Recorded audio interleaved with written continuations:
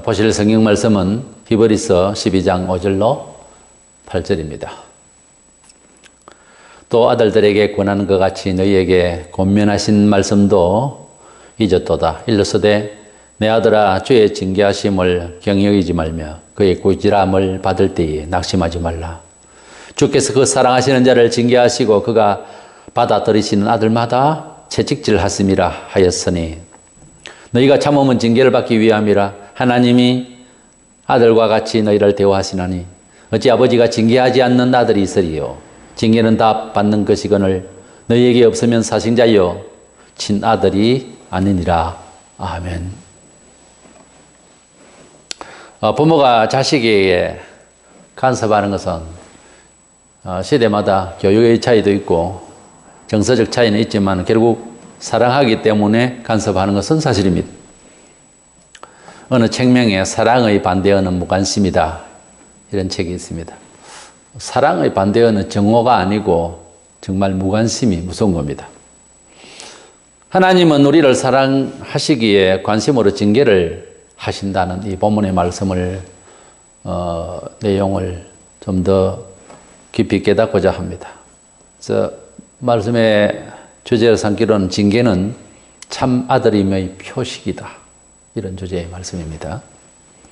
먼저 생각하게 되는 것은 하나님의 자녀로 삼으실 때 그냥 길에 가는 사람을 어떤 집으로 안식처로 인도하는 그런 정서가 아니라는 거죠. 반드시 징계라고 하는 어떤 과정이 어떤 그러한 행사가 하나님과 그 사람 사이에 일어난다는 거죠.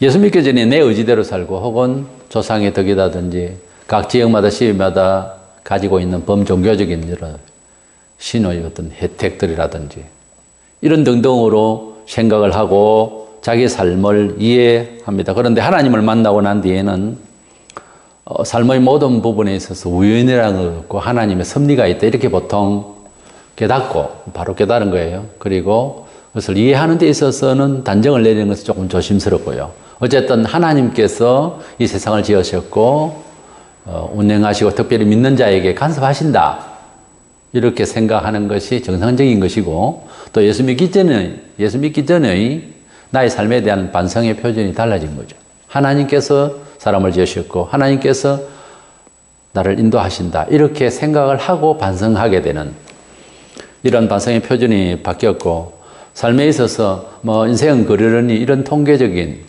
그래서 한계를 느끼는 것도 당연하다 이런 식으로 살던 것을 넘어서서 우연으로 생각하지 아니하고 또는 그냥 방치하는 상태에서 역사를 이해하지 아니하고 역사를 개혁하거나 또는 바르게 이해해서 좀 더 되풀이하지 않도록 하나님의 창의적이고 선의적인 하나님의 선도를 받고자 해서 반성을 하는 이런 케이스로 갑니다. 그래서 성도는 역사의식이 예수 믿으면은 좀 불신자와 다른 차이점이 분명하게 보이는 것이 정상적인 그리스도인입니다. 하나님이 징계를 하셨다라고 하는 생각을 할 만큼 어떤 일을 받을 때 낙심을 하기가 쉽고 그것은 사람마다 의지가 차이가 있지만은 대부분 예수 믿고 처음에 교회를 나왔는데 어떤 일이 발생을 하거나 본인이 큰 갈등을 느끼거나 등등 핍박이 있거나 이런 일들이 생기거나 또는 예수 믿는 과정에 있어서도 우연찮게 생기는 일 같은데 매우 신앙생활을 계속하는 데 있어서 지속할 능력이 없어진다든가 좌절한다든가 이런 등등의 하나님이 이제 우리 많이 믿어본 사람, 세월이 있었던 사람은 대략 이해가 가는데 본인으로서는 좌절할 수도 있는 거거든요. 이럴 때에 어떤 생각으로 자기 생활 또는 신변을 이해하고 살 것이냐 하는 것은 대단히 중요한 삶의 지혜에 속하죠. 그래서 이 본문에 히브리서 기자는 권유를 하고 있습니다. 그럴 때 좌절하거나 낙심할 일이 아니고 하나님께서 간섭하심이 계시다는 것부터 알아야 될 것을 강조하고 있어요.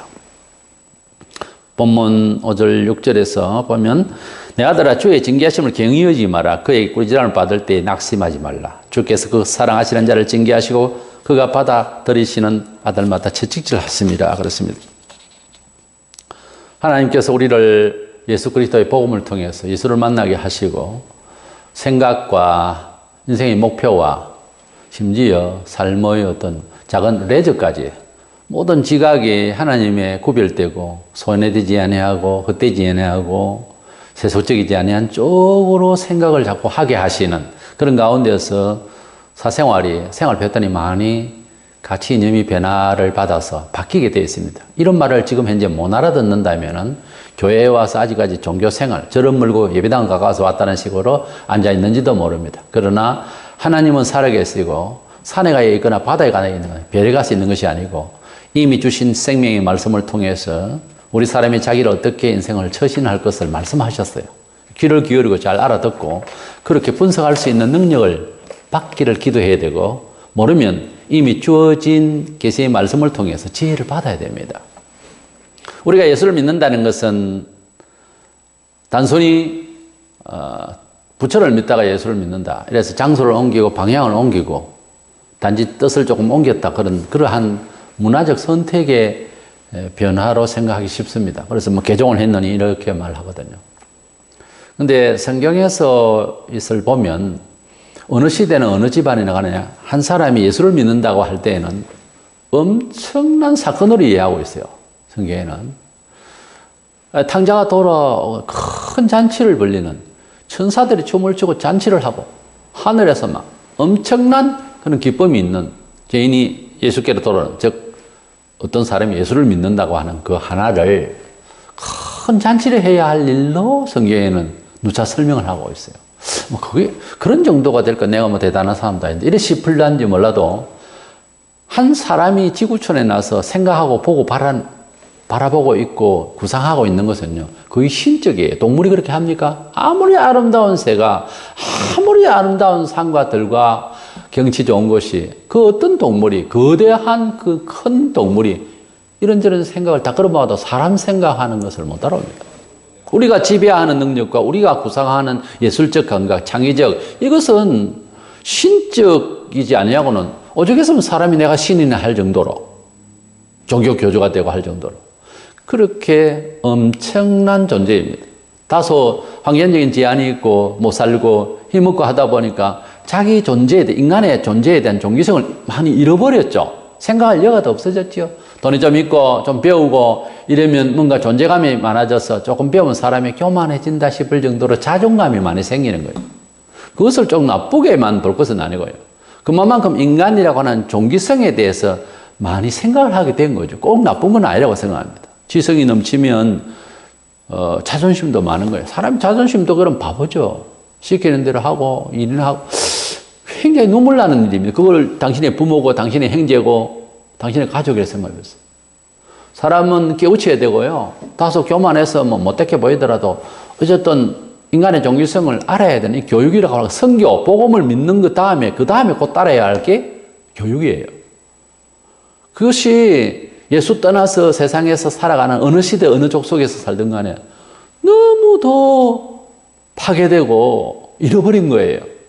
인간의 슬픔이라고 하는 것이 단지 뭐 혈육이 누가 죽고 뭐 재산이 뭐 어떻게 되고 직업이 뭐 이제 잃고 뭐 하는 이런 정도만 아니고 이것도 현실적이라서 굉장히 두렵고 슬픈 일이지만은 사실은 슬픈 현장은 그게 아니고 사람이 무엇인지를 모르고 동물 비슷하게 산다고 하는 이것은 그것을 깨우치고 뛰쳐나와서 사람의 종기를 찾은 사람이 볼 때는 이거는 정말 먹불식견이에요.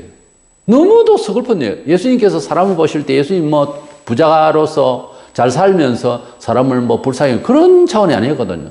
예수님이 아시다시피 토굴에서 사시고 12세대들과 함께 누가 이제 좀 도와주면 먹고 하는 그런 정도 직업은 이제 3년 동안 전도를 하시는 일만 하셨는데, 물론 능력을 발휘 하셨지만, 내 능력 줄게 밥 주라. 그건 아니에요. 그렇게 사신 것은 아닙니다. 자원해서 봉사하는 사람들이 많았었어요. 그런데 그런 문화적인 힘의 논리로 전도를 하거나 선생 노릇을 한 것이 아니거든요. 예수님의 행적에서 예수님의 가지고 계신 사회를 향한, 사람을 향한 정서를 보면 영혼을 불쌍히 여기는 사람. 어떤 영혼? 완전히 유리방황하고 목자의 이런 양처럼 봤다고 되어 있어요. 예수 믿는 우리가 그렇게 사람들을 생각하려고는 있습니까? 그렇게 생각하고 나도 사회에서 비교해 볼 때 별 볼 일이 없고 약하지만 그러나 우리의 종교성을 우리 영혼을 살리신 주님 안에서 세상을 바라볼 때는 너무도 더 불쌍하게 보여야 정상인 거예요. 남 걱정할 시간 없다는 것은 자기 걱정도 제대로 못한다고 해도 과언이 아닙니다. 우리 성도는 그렇게 사는 게 아니에요. 남을 불쌍히 여기는 마음이 분명히 있어야 됩니다. 하나님께서 우리를 구원하신다고 할 때에는 이 세상에서 취해 있는 모든 삶의 구조적 의식 또는 가치관, 나를 지키려고 하는 철학, 삶의 처세 이런 것들에 대한 변화를 촉구하는 것이 사실입니다. 예수님을 믿는다라고 하는 것이 어떤 다른 종교에 기해서 상당히 심취해 있다면 바꾸기 상당히 더 어렵죠. 또 그렇지 않아도 사회생활 속에서 성실하는 자체도 이것은 알아들을 게만 있어야 알아듣는데 그것도 우상일 수가 있어요. 세상에 돈벌이 너무 빠지면 그러다가 죽는 수도 있어요. 많잖아요. 너무 과도하게. 그래서 피로가 겹쳐서. 그거는 참 열심히 살다 죽었다. 안 됐다. 글쎄요. 그런 식으로 아무 희망도 없는 평가를 하기에는 너무 아깝잖아요. 생명이. 좀 나쁘게 다른 사람은 그렇게 못하도록 방지 차원에서 제가 말씀드린다면 그건 너무 돈을 사랑하다 그러대요. 그렇잖아요. 더 돈을 벌 수 있고 더 연구 더 할 수 있는데 몸을 상하게까지 너무 빠지면 그건 지혜롭지 못했기 때문에 나온 결과이기 때문에 그까지는 반성이 돼야 된다 그거죠. 다른 사람이 볼 때는 담지 않아야 된다는 거죠. 그래서 예수님께서 우리에게 믿어라 이렇게 하실 때는 우리가 보통 문화생활에서 예수 믿으면은 다른 종교나 안 믿는 생활보다는 좀 나으려니 해서 그렇게 수용할까? 이런 차원으로 거래를 한 것이거나 교육을 한 것이 아니에요. 회개하라 했습니다.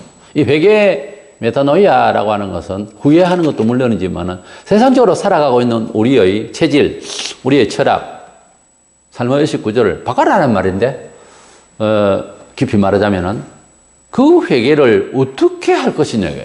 신비로운 거예요. 갑자기 한목에 예수를 이상적으로 산다? 그렇게 쉽지는 않습니다. 처음에 그래서 교회를 출석하고 하는 정도이지만 차츰 가보면은 진짜는 그거예요. 그래서 마가복음 1장 15절에 보면 회개하고 복음을 믿으라고 그랬어요. 그런데 어느 때부터 교회가 물질주의로 좀 이제 편만해 가기 시작한 그 복음의 변질의 시발이 어디에 쏘나면 문화성공주의. 그래서 교회에 와서 좋은 소리 듣고 잘 사는 방법을 배우는 듯한 이런 그야말로 복된 소리만 한 거예요. 근데 복음을 받기 위해서 그 전에 무슨 일을 해야 되나 하면은 그 축복을 받는 통로를 가기 위해서는 내가 다니던 통로를 뒤집어야 된다는 거예요. 새롭게 해야 되는데 그걸 회개라고 그러죠. 거기에서는 죄를 버리고 거기에서는 속화되지 않고 거기에서는 그리스도적 삶의 교회 상식의 삶을 돈독히 하는 이런 것들이 다 교훈이 들어있어요. 회개를 하면 거기 따라오니까 자연히. 그래서 죄를 회개한다고 하는 영혼이 하나님을 만난다고 하는 이 신비적인 것은 도덕성도 들어있고 세상 철학도 또 바뀌게 되고 문화적 가치가 이 개념도 전부 한번에 바뀝니다. 원래. 그게 어떻게 단번에 되나? 물론 단번에 되는 건 아니지만 그 내용 자체가 전부 다 함께 이렇게 변화 구도를 잡는 겁니다. 교회 가는 것만 있고 내 사는 거는 알아서 사는 것은 절에 가서 비는 거하고 똑같은 형식입니다. 그건 아니에요.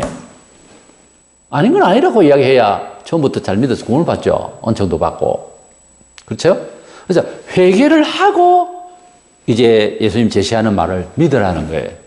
죄를 회개하지 않으면 예수께 와서 예수님이 우리 죄를 위해 돌아가셨다는 전제하에서 하나님께서 우리 보고 너는 죄인이라는 이 말씀에 대해서 동의를 해야 됩니다. 예, 저는 죄인입니다. 그럼 옆에 사람이 뭐가 죄인인데? 아니 내가 생각해보니까 들어보니까 죄인 같아. 이게 정상이에요. 세상 사람들이 예수를 왜 안 믿느냐 하면 진정으로 죄인이라고 생각을 못하기 때문에 안 믿습니다. 사람이 참 인생이 죄스럽다 이렇게 생각하면 예수교를 안 믿어도 조금 인생을 방황하게 되었어요. 왜? 세상에 참 진실한 것이 없다. 다 허무하고 그렇다. 그렇죠? 그거를 직시하면 어느 날 흔들립니다, 인생이. 그게 어쩌면 정상적인 거예요. 그런 것도 없이 평생 3대째, 4대째 부잣집에서 잘 먹고 잘 살고 죽었다. 이거는 인생 살아이 아니죠. 인생이 살은 것이 아니고 그냥 존재하다가 죽은 겁니다. 사람은 거짓말 하고. 그래서 예수님이 우리에게 회개하라 하는 그 말은 우있는 이야기잖아요. 어떤 면에서는. 우리는 뭐 죄가 없다고 생각했는데 멀쩡하다고 생각했지만 2000년 동안 기독교인들 뭐 어마어마한 사람들이 예수를 믿는데 우리 한국만 해도 1000만 명 전후가 이렇게. 그러면 바보입니까? 바보가 돼가지고 갑자기 예 회개하겠습니다. 죄인님이 때렸습니까? 아닙니다. 실질적으로 그런 죄인님을 고백하고 회개하고 눈물을 흘릴 때는 그게 체감이 왔던 거예요. 신비로운 거죠. 신비로운 거예요. 사람이 아프다 말하지 않는데 속에 병은 갖고 있습니다. 치명적인 사망을 앞둔 병도 있습니다. 의사가 깜짝 놀랐는데 본인은 모릅니다. 그런 병이 있잖아요. 죄가 또 그런 겁니다. 그것을 알게 되고 고치게 되고 그것을 모르면은 곧 죽는 것을 그림으로 쫙 보면은 깜짝 놀랐죠, 사람이. 그거를 예수 그리스도를 믿음으로 앞에 회개를 할 때 느끼는 영적 정세, 영적 눈이에요. 영적 진찰이에요. 놀래지도 하면 않는다. 그래서 의사 대신 예수님께 물어보지도 않는다. 그런데 믿는다. 말이 안 되는 얘기예요. 의사 선생님한테 고쳐주세요. 무슨 병인데? 아, 고쳐달라니까요. 이건 말이 안 되잖아요. 진찰해 주세요. 교회 다니시면서 진단 받아봤습니까? 진찰 받아봤습니까? 기도해도 잘 안 되고 기술이 없었어. 그러면 상담이라도 해봐야죠. 목사님, 저는 무슨 죄가 있는지도 모르고 이 모양입니다. 이렇습니다. 저렇습니다. 생활은 이렇습니다. 대략 말씀을 드릴 테니 제가 어떻게 고치면 좋겠습니까? 이게 참 아름다운 겁니다. 목사가 뭐 잘나서 니 이러시 저러시 하겠어. 그게 아니에요. 같이 우는 마음으로 감동이 옵니다. 내가 지금 말을 해놓고도 감동이 와요. 그런 사람은 축복 안 하면 안 됩니다. 축복받을 수밖에 없는 사람이 돼요. 성경에 회개하고 겸손한 자에게 축복한다고 그랬어요. 복 받는 거 아주 간단한 게 회개하고 겸손한 자에게 복을 주십니다. 멀리 있지 않습니다. 나하고 상관도 없습니다. 겸손하고 회개하는 자에게 즉각 그 자리에서 복이 임합니다. 성령께서 임하시고 은총을 주십니다. 사도들이 복음을 전했습니다. 그런데 그들이 지금 우리가 한국에서 뭐 예수 믿어라 어쩌라 복 받아라 이런 게 아니고 너희들이 예수를 죽였다. 너희들은 죄인이다. 이거죠. 설교를 했더니 사도행 2장 37절 8절에 형제들아 우리가 어찌할꼬 하고 가슴을 치면서 듣는 사람들이 베드로가 이르되 너희가 회개하여 각각 예수 그리스도의 이름으로 세례를 받고 죄 사함을 받으라. 회개하고 예수 믿어서 죄 사함을 받으라. 그리하면 성령의 선물을 받으리라 그랬습니다. 그러니까 예수 믿어라 하는 말은 죄를 회개하라는 말이 동반되죠. 죄를 회개하라는 말은 가만히 있는 사람은 너는 죄인이라는 지적이잖아요. 죄인이 너는 죄인이다라고 하는 소리를 들을 때 잘되게 하기 위해서 어드바이스를 하죠. 충고는 아프게 받으라는 말, 그 말이에요. 뭘 잘못했으면 그렇게 하지 않는 것이 좋겠다고 누군가 이야기하면 내가 이걸 고쳐야 된다. 가슴 아프게 생각한다. 이래야 되는데 니는 잘났나? 이래버리면 끝나는 거예요. 평생 못 고칩니다. 그런 식으로 나갑니다. 그래서 누가 지적을 하면은 두고 보자. 너도 못난 점이 있지? 있죠. 10배로 더 있을 수도 있어요. 딱 기억해냈다가 다음에 약점이 있어. 니 내보고 전에 뭐라 했느냐. 벌써 이래 되면은 은혜 받을 수 있는 그릇이 안 되는 거예요. 그래 나는 뭐 이러니까 반성을 해야 돼. 그만인데 본인에게 들어있는 가시는 언제 치우랍니까? 그러니 얼마나 어리석냐 말이에요. 하나님 없는 공자도 내보고 착하다 잘한다 이런 소리만 하는 놈이 제일 나쁜 놈이라고 그랬어요. 나를 나쁘다고 지적하는 사람이 내 스승이라고 그랬고. 그래서 도선자는 나의 적이라고. 내보고 자꾸 좋다고 하는 말 듣기는 좋죠. 발전 없습니다. 맨 그대로예요. 세월이 가도 꼭 그 자리였습니다. 어리석기 짝이 없고 가장 불쌍한 사람이 맨 그 자리에 있는 겁니다. 어느 정도 사람이 성장해야 되는데 성장이 멈춘 사람이 있어요. 저는 희귀병이 있습니다. 성장이 멈춘 상태의 사람을 보면 무슨 생각이 듭니까? 내 마음이 아프죠. 어느 정도 성장해야 되는데 성장 못한 어떤 원인이 있어서 6.25 동란 겪고 그때는 참 많이도 추웠겠죠. 그런데 우리가 자랄 때도 많이 추웠는데 너무 춥고 떨고 못 먹으면 자랄 수가 없어요. 음식이나 모든 식물이나 모든 것도 마찬가지, 사람도 마찬가지. 어느 정도가 돼야 되는데 너무 힘들 때는 못 자라죠. 어떤 희귀 DNA에 무슨 병이 있거나 DNA에 어떤 작용이 있거나 유전이나 이런 거 아닌다면은 웬만하면 비등하게 다 자라야 되지 않겠어요? 나이 맞게 먹은 만큼. 근데 그게 안 되는 경우에 얼마나 마음이 아픕니까? 얼마나 마음이 아픕니까? 다른 건 다 못하는데 다른 거 다 높은 자리 다 내려놓겠는데 어느 날 키가 150인데 30cm 더 돼요. 키가 180이 된 사람으로 변했다 칩시다. 잔치 안 한다 말입니까? 부모가 점잖해서 앉아서 이렇게 웃습니까? 약간 미친 사람 같이 웃지 않겠습니까? 다윗이 덮개를 가져올 때 약간 좀 맛이 간 사람 마냥 그렇게 웃었습니다. 그것을 보고 웃은 사람, 비웃은 사람이 있죠. 이렇게 좋은 걸 너무 좋아서 하나님의 법궤를 가지고 오니 너무 좋아서 다윗이 춤을 췄습니다. 춤추다 보면 옷도 빠져나오고 뭐 그런 거지. 뭐. 옷도 벗어지고. 너무나 좋으면 기억을 넘었습니다. 사람이 살아가는데 일상에서 기억이지. 기억 그것도 구원 아닙니다. 전부 아니에요. 그리고 또 공자가 먼저 구원받아야 되잖아요. 너무 격 따지지 마세요. 격을 넘어서는 것도 있습니다. 비전에 있어서 격을 넘어서기를 원해야 됩니다.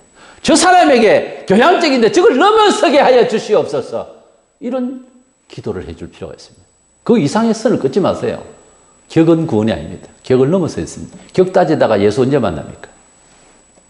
조금 옷을 벗고 춤을 추고 하더라도 기뻐하는 사람이 있으면 그 사람을 차라리 닮으세요. 구원이 얼마나 좋으면 저렇게 기뻐할까? 법궤가 얼마나 귀중해 서면 다윗이 저렇게 춤출까? 이것이 눈이 열려서 보여야 됩니다. 하나님께서 우리를 너는 죄인이다. 복음은 죄인이다. 이렇게 말하는 것에 대한 충격을 받고 가슴을 치면 생제들아 우리가 어찌할꼬 하고 이것은 뭡니까? 죄를 지적받는 징계죠. 이래서 아픔을 가질 때 그것은 우리에게 새로움을 창조하게 되는 그런 하나님의 자녀가 되는 하나의 필수적인 예수 믿는다는 말 정리해 드리는 겁니다. 회개라고 하는 개인적으로는 거의 혁명에 가까운 그런 모든 개념을 확 바꿔놓는 것은 굉장히 갈등이 옵니다. 사회적 구조라든지 가정적인 관계라든지 자기의 직접적인 현실적인 것이 많이 바뀔 수도 있어요. 위치도 바뀌어야 되고 직업을 놓칠 수도 있고 상황이 많이 바뀔 수가 있습니다. 장사하던 것도 술 장사는 뭐 안 해야 되겠다 싶은 생각이 완전히 정착하게 되면 그걸 좀 더 바꿔야 돼. 이런 것들이 현실적으로 막 일어나게 되지만 영생을 놓치기 싫어서 다 바꿉니다. 이것이 구원받은 사람의 신앙적 고백이에요. 삶의 고백인 것입니다. 두 번째로 진정으로 영적 생명을 깨닫고 생명이 뭐다는 의휘적인 실체를 깨달으면요. 그것을 소유하게 되면은 징계라고 주님의 징계라고 하는 부분을 달리 받게 되어 있습니다. 교회는 그래서 권징조례상이 권징이라는 게 있습니다. 잘못하면 하나 가서 회개시키고 그래 말 안 들으면 두세 명이 가서 또 말하고 그래도 안 되면 교회에서 하락해도 안 되면 출교까지 하락을 했습니다. 과거에는요. 출교는 지옥 버리는 걸로 거의 생각을 했습니다. 그만큼 교회법이 진실하신 살아계신 하나님의 법을 알고요. 근데 교회에서 권징을 하면 다른 교회 가버립니다. 요즘은. 그 권징을 하는 것은 누가 되고 교회 전체에 교회라고 하는 자체를 사회에서 비치라 했는데 그룹을 상실하는 것에 두려워서 교회는 철저히 회개시키는 곳이라는 것을 보여주기 위해서 공적인 입장에서 하고요. 그리고 다시는 다른 사람들은 그런 죄를 짓지 마라 하는 차원에서 그리고 하나님은 사랑만 아니라 심판도 하신다는 것을 보여주기 위해서 이 세 가지 원인에 의해서 그렇게 권징을 실행을 합니다. 받아야 됩니다. 달게. 그런데 다른 교회를 가버려요. 하나님 진정한 자녀일까? 나는 상당히 의심스럽습니다. 징계를 하면 그 자리에서 받던가 해야지 도망을 가고 될 일은 아닙니다. 본문 7, 8절에 어찌 아버지가 징계하지 않는 아들이 있으리요. 징계는 다 받는 것이거늘 너희에게 없으면 사생자의 친아들이 아니라. 그렇습니다. 하나님의 백성이 뭘 잘못했으면 다른 사람 간섭 없고 교회도 간섭 없어도 자기 사생활에서 뭔가 충격이 어려움이 오면 하나님 믿으신다. 이렇게 좀 생각을 할 줄 알아야 됩니다. 왜 이렇게 날구지를 하냐. 뭐 이런 식이면 그 하나님하고 아무 상관이 없는 아들이에요.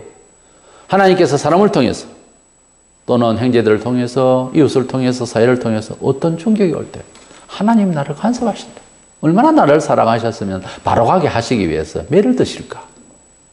이런 생각으로 받아들이라는 거예요. 왜냐하면 징계라고 하는 파이데이아라는 단어를 찾아보니까 트레이닝, education of children, 어린이를 훈련하고 양육하는 걸로 되어 있어요. 이 징계라고 하는 번역되어 있는 이 단어는 훈육한다는 데 대해서 더 중심이 있는 내용이고 또 마땅히 그렇고요. 그래서 하나님께서 어떤 매를 드는 것이 뭐 사업이 뭐 이상하게 된다든가 아픔이 온다든가 이런 거 올 때에 훈육 과정이라는 거예요. 가만히 있는데도 훈육을 위해서 사람을 괴롭힐 때도 있습니다. 일부러. 성경에 그런 경우가 오잖아요. 욥이나 바울이나. 이래서 난 내가 실수로 인해서 그런 죄를 짓거나 내가 또 뭔 사고를 했거나 이래도 그때마다 주님 또 나를 간섭하십니까? 이런 생각을 하고 잘 되도록 노력하는 게 좋습니다. 내가 원래 이런 실수 잘 한다. 이런 생각하니까 발전이 없는 거예요. 아픔을 아픔으로 진정으로 의도 깊게 여길 수 있어야 됩니다. 이것을 받아들이는 자세가 참 중요해요. 하나님은 징계를 통해서 하나님은 그런 훈육을 통해서 성장하기를 바라서 신앙을 단단하게 하시기 위해서 그러신다 생각할 줄 알아야 됩니다. 시편 119편 71절에 고난당한 것이 내게 유익이라 이로 말미암아 내가 주의 율례를 배우게 되었나이다. 시편 기자는 말하기를 고난을 유익하다고 생각했습니다. 이 차원은 대단한 차원이에요. 이게 안 되니까 교인들이 방황을 합니다. 좀 어려우면은 하나님 없는가 보다. 이 교회는 복이 없는가 보다. 뭐 이런 식으로 생각하니까 자기 자신의 문제인데 알고 보면. 그냥 시편 기자는 내가 고난을 당할 때에 주의 뜻을, 그 깊은 뜻을, 그 하나님의 사랑의 법칙을 나는 깨달았다고. 잠언 12장 1절에 훈계를 좋아하는 자는 지식을 좋아하거니와 징계를 싫어하는 자는 짐승과 같으니라. 극단적인 표현입니다. 훈계를 들을 줄 안다고 하는 것은 짐승과 사람의 차이로 본다. 그 정도로 하나님의 어드바이스, 하나님의 인도하심의 아픈 과정 잘 받으시기 바랍니다. 축복입니다. 하나님의 사랑의 간섭입니다. 분명합니다. 잘 받아야 됩니다. 마지막으로 세 번째, 오직 이 징계를 받을 때에 어떤 반응을 보여요? 회개하는 것밖에 없습니다. 대부분 철학이 아니고 회개입니다. 양심적으로 대처하는 수밖에 없습니다. 회개는 예수를 처음 믿을 때만 하는 것이 아니라 평생 합니다. 아니, 믿음이 좋아질수록 굉장히 회개를 민감하게 받아들이고 하려고 하는 것 우리가 성경에 봅니다. 다윗은 죄를 짓고 회개했습니다. 그걸 끝낸 게 아닙니다. 침사의 적도로 평생 울었습니다. 사도 바울 회개했습니다. 한 번으로 끝난 게 아니에요. 평생 나는 죄인이다, 죄인 중에 괴수다, 만사되지 못한 팔부이다, 뭐 이런 식으로 자기 자신을 그렇게 치고 스스로를 죽이고 날마다 나는 죽노라. 요즘 그런 말 하면은 자기 개인 위신 찾고 자의 심리가 만연해져 있는 이런 사회에서는, 이런 교회 사회에서는 바울은 지 혼자 고상 안에 이럴만 합니다. 교인이 그러면 생각이 고상해야지. 말 잘했어요. 생각이 그러면 고상해야지. 누추해야 되고 세속적이어야 됩니까? 예사로워야 됩니까? 교인의 생각이?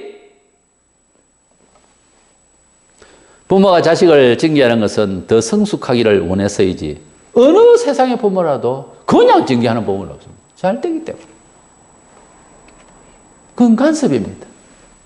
그것은 사랑입니다. 똑같은 사람인데 무관심의 대상이 있습니다. 난 그 주선 간섭 안 한다. 죽든지 말든지. 이건 남입니다. 간섭을 한다? 미웠어도 간섭을 하는 것은 이미 그 사람에 대한 관심이 있다는 겁니다. 그렇잖아요. 우리가 살면서 얼마든지 그것을 반성할 수 있잖아요. 계시록 3장 19절에 물은 내가 사랑하는 자를 책망하여 징계하노니 그러므로 네가 열심을 내라 회개하라. 내가 징계하노니 열심을 내라 회개하라. 뭐가 잘못됐다. 회개하는 수밖에 없다니까요. 그걸 뭐 어떻게 조작을 하고 삼촌 아재 찾아서 권 있는 사람 찾아 회개하라. 그거 아니에요. 그렇게 퍼득거리면 안 됩니다. 교인이. 하나님 앞에 나와서 회개 기도를 해야 된다. 언제 어느 시에나 예배당에 들어와서 회개해야 되기 때문에 어쩌면 예배당 문은 도시들을 다 닫아버리는데 웬만하면 기도처는 한 군데 둬야 됩니다. 들어와서 기도하도록, 회개하도록. 에베소 5장 13절에 그러나 책망을 받는 모든 것은 빛으로 말미암아 드러나나니 드러나는 것마다 빛이니라. 무슨 말인가 하면 책망 받고 회개하고 돌아오면 빛난다는 거예요.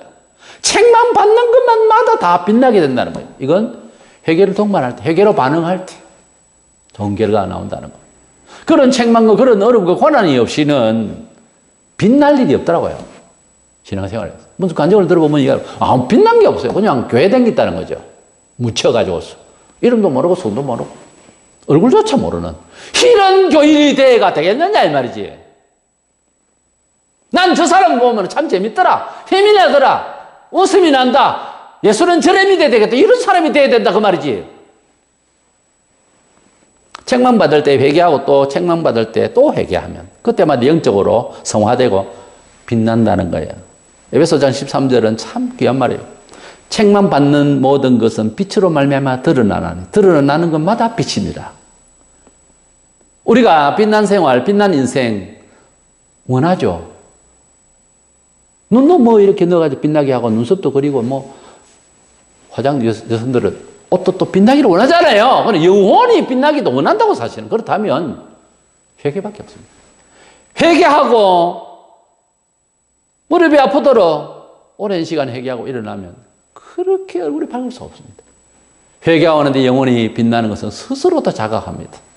하물며 남이 자각하지 않겠습니까? 오늘의 교회 시대는 하나님이 징계를 싫어하고 좋은 말만 해주세요. 이스라엘이 타락할 때 그런 소리 했습니다. 선지자에게 좋은 말만 해주시오. 그러나 교회가 징계를 해도 징계를 안 듣습니다. 또 시행도 안 해요. 다 된 거죠. 우리가 축복받는 비결이 뭐였습니까? 회개하고 예수 믿는 것부터 축복받는 비결을 배웠습니다. 그래 놓고 안 하는 거예요, 이제는. 믿을 때 진정으로 회개하고 예수님께로 전향하는 큰 변화가 안 된 사람이기 때문에 범사에 맨 그 장단인 거예요. 크게 회개하고 주님의 그 사랑을 듬뿍 받으면서 자기를 개혁하는 큰 아픔이 있었던 사람, 그게 징계잖아요. 어떤 면에서는. 그것이 경험이 된 사람이라야 매사에 죽는 날까지 겸손해야 된다, 회개해야 된다, 이걸 달고 다니는 거죠. 그러니 영혼이 잘 되고 영혼이 밝아지고 감사가 생각이 나고 감각이 생기는 거죠. 진정한 하나님의 자녀인지 진짜라는 것은 간단합니다. 매를 맞을 때, 어려울 때 어쩌느냐는 거죠. 자식은 때리면 안으로 들어온다 했어요. 심화폭으로 엄마가 때립니다. 아기를. 참자식은 징계를 맞을 때 하나님께로 더 가까이 오고 참자식이 아닌 사람은 가버려요. 그게 정상적인 거예요. 그게 인지상정이고요. 성경이 지금 그렇게 하고 하나님께서 징계를 안 하면 사실은 사생하다 이거죠. 받으시는 아들들마다 사랑하기 때문에 때린다는 거예요. 더 잘 때라. 너 옛날 지금까지 가져온 거 전 사람하고 네하고는 다른데 이런 점이 있다. 또 맞고 또 맞고 또 맞고 또 맞고 또 맞고. 분초마다 시험하시나이까. 너무 많이 간섭하시네 하나님 아버지. 그만 내버려 놔두지. 이런 놈 천입니다 지금 교회 안에서. 그러니까 복을 받는 법도 모르고 언정받은 간증할 거리도 없고 사람이 그 모양인 거예요. 아 나는 목사님 겸손은 뭐 더 이상 아니요. 더 많아서 왜 더 많이 하니까 사실 더 많이 하면 더 회개 더 많이 해야 될 일만 산적해 있습니다. 좀 배우면은 좀 안다고 하늘을 찌를 듯이 교만하고 목사나 교수가 그거 다 그거 겁니다. 진정으로 많이 배우고 진정으로 주님을 더 가까이 했으면 겸손해야 됩니다. 회개해야 됩니다. 안점은 회개. 예, 저는 부족합니다. 저는 이렇게 늘 약합니다. 주여 오늘 또 예배를 하고 오늘 또 성경 공부를 하고 오늘 또 전도를 하고 오늘 또 사람을 만나 늘 부족합니다. 이게 사람 복 받고 높아지는 비결이지. 내 좀 배웠습니다. 내 뭐 좀 압니다. 내 교회 오래 다닌 내 장로입니다. 내 목사입니다. 권사입니다. 쌩쌩 살아가지고 그러면 안 됩니다. 이 성경에는 징계는 참 아들됨의 표식으로 분명히 말하고 있습니다. 받을 줄 알아야 되고 그랬을 때에 하나님의 자녀답게 이렇게 자랍니다. 우리는 매일마다 하나님의 간섭 속에 사실은 사는데 예사로 생각하기 때문에 하루를 어제와 같이 똑같이 살아버려요. 하나님의 간섭을 잘 눈여겨보세요. 늘 간섭하고 계십니다. 순간마다. 거룩과 겸손, 회개의 운동이 늘 우리 삶 속에서 만나처럼, 음식처럼, 일상의 호흡처럼, 물 마시듯이 어떤 순간 자리에서도 항상 겸손.